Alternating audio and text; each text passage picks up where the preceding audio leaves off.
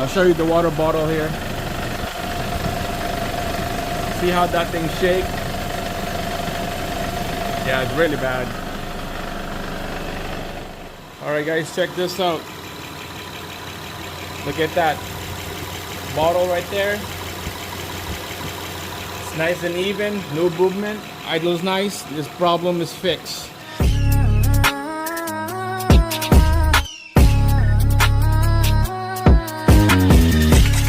Right, we got another one here, Honda Pilot. Just came in. It runs weird. There's no power. Idle's low. Stall sometimes. Engine light is on. Let's take a look. So I plugged in the scan tool already. Quickly check out the codes, and it come up as a P3400.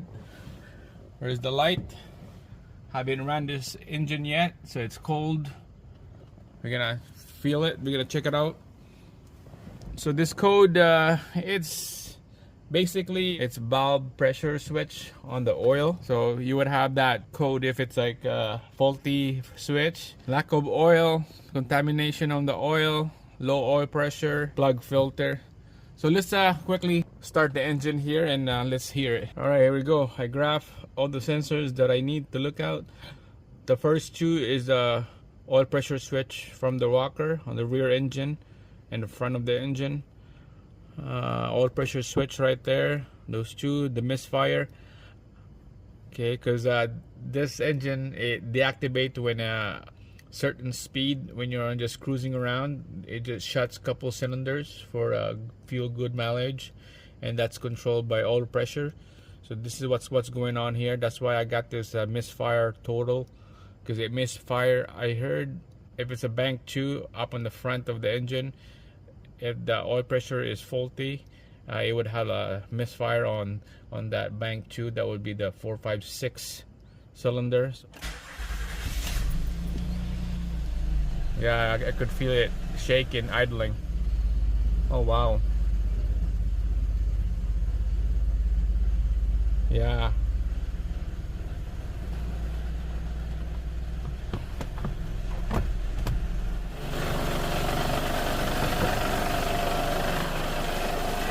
I'll show you the water bottle here.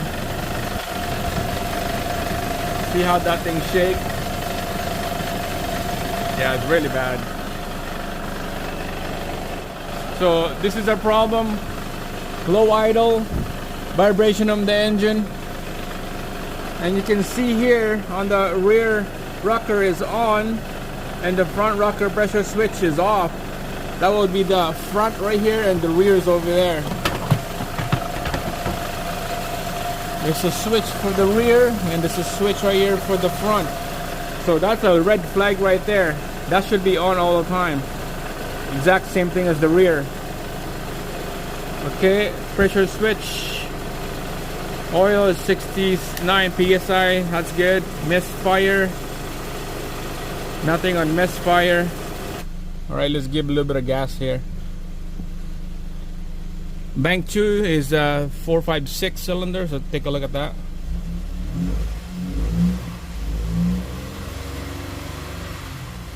There we go, look at that. Oh my god, 4, 7, and 6 misfire. Those are the misfire detect on that bank 2.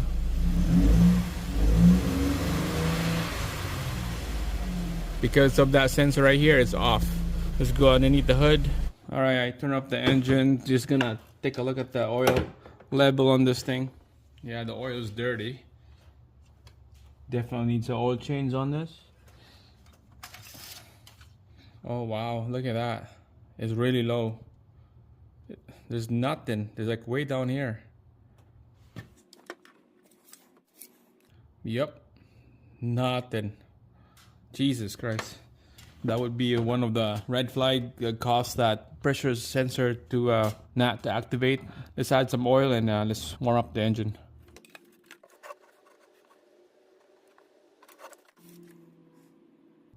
It's way below still, so let's keep adding. All right, check again. At least it was probably like about a liter of oil I put in there. All right, look at it. It's good right there. We're on the top of the line right there on full. At least a liter of oil that I put, so it was really low. All right, let's delete the code and start the engine.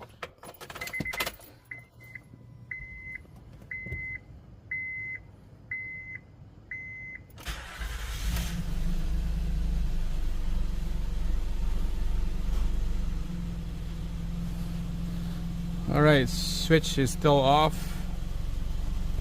Misfire still on.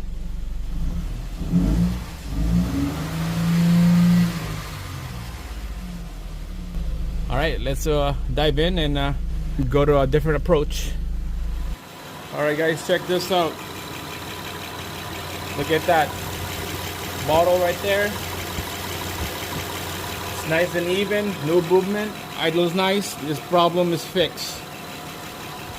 I'll get you guys back inside here. No engine light. And you can see here, it's off now. Rear rocker arm oil pressure switch is off. It was on before. It was stuck on the on position, that oil pressure. And no more misfire. This is what happened. So basically, I switched the old sensor to a new sensor on this front rocker arm switch. That would be bank 2. That's the one close to the rad. That would be on this side right here. So this is brand new. That did not fix the problem. So after driving for about 15-20 minutes, it did not erase the code. It's still in there on the ECU stored. So decided to unplug this one right here. So now 2 sensor is always on all the time. I swapped the new sensor to here, and I took that one, threw in the garbage, and put a sensor that was here before. So now this is new, and this is the original one from the front that I should have just kept that one on. But on the scanner tools, it's telling me it's on the front, it's faulty, bank 2. Cylinder 345. This is bank 2 345. So that's what I was dealing with on this side. But the whole time, that sensor over here was faulty the whole time. So now, new sensor, and this is the original old sensor.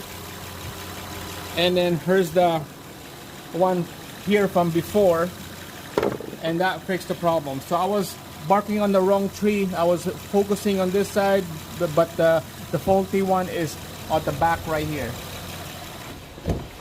So that's what's going on. It gives me a wrong direction by looking at this graph right here. Rear rocker switch is on the whole time, and that's not supposed to be on the whole time. I guess front rocker switch, I guess bank 1, I guess is front, but bank 1 is towards the firewall. So there you go, guys. Little misdiagnosed, but I'm out of the woods now. It's fixed. Runs good, idles good. No more vibration.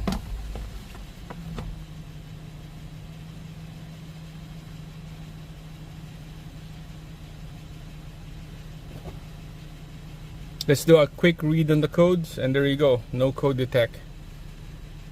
And I let the guy know that it's fixed. That's it, guys. Thanks for watching. Thumbs up, subscribe to the channel. This help you out on code P3400. That's the sensor that we need to swap it with a brand new one. And like always, subscribe, like the video. See you guys again on the next one.